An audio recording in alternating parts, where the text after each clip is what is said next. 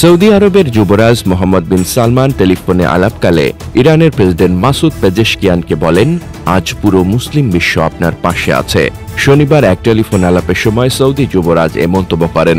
Iran Israel উত্তেজনায় আশঙ্কা প্রকাশ করে তিনি আরো বলেন, ইসরায়েল ইচ্ছাকৃতভাবে ইরানের সঙ্গে সংঘর্ষ বাড়িয়ে যুক্তরাষ্ট্রকে সরাসরি যুদ্ধে জড়ানোর অপচেষ্টা করছে।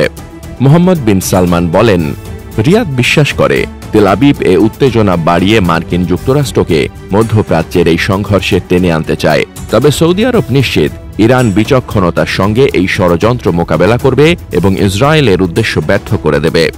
জবাবে ইরানের প্রেসিডেন্ট পেজেশকিয়ান জানান, দায়িত্ব গ্রহণের পর থেকেই তিনি আঞ্চলিক শান্তি, নিরাপত্তা ও স্থিতিশীলতা প্রতিষ্ঠার চেষ্টা করে যাচ্ছেন, কিন্তু ইসরায়েল বারবার তার এই কূটনৈতিক প্রচেষ্টা বানচাল করার চেষ্টা করেছে।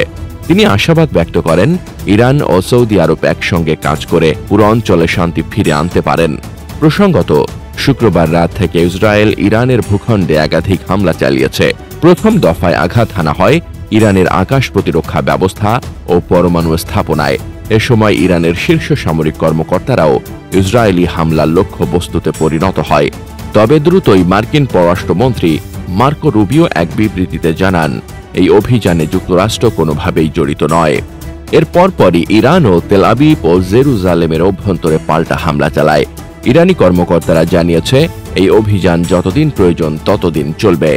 শনিবার ইসরায়েল আবারও ইরানের জ্বালানি অবকাঠামোর ওপর অন্তত দুটি হামলা চালিয়েছে, যা চলমান যুদ্ধকে আরও তীব্র করেছে। শনিবার রাতেই ইরান থেকে আরেকটি বড় ধরনের প্রতিশোধমূলক হামলার আশঙ্কা করা হয়েছে। আমাদের ভিডিওগুলো যদি ভালো লেগে থাকে তাহলে অবশ্যই আমাদের ইউটিউব চ্যানেলটি সাবস্ক্রাইব করুন, লাইক, কমেন্ট, শেয়ার করে ছড়িয়ে দেওয়ার অনুরোধ রইল। আর ফেসবুক অথবা টিকটকে দেখে থাকলে ফলো দিয়ে সাথেই থাকুন। আপনাদের ভালোবাসা ও সমর্থনই আমাদের অনুপ্রেরণা। ধন্যবাদ।